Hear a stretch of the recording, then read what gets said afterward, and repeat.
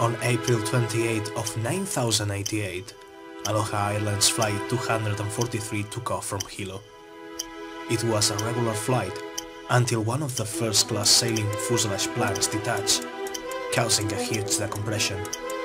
The increase of the airspeed crossing the hull collapsed the whole first-class sailing fuselage, detaching all the planks from the pilot's cabin to the wing. An emergency landing was successfully performed in Maui.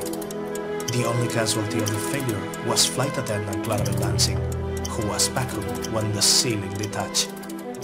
The afterwards investigation determined that the reason of the fuselage failing had its origin on metal fatigue. A proper inspection found that the airplane had completed too many compression-decompression cycles, causing microcrackings all around the rivet's hull, who act as tension concentrators. The incident redefined Boeing's 737 building system by including a woven layer that permits a better tension distribution.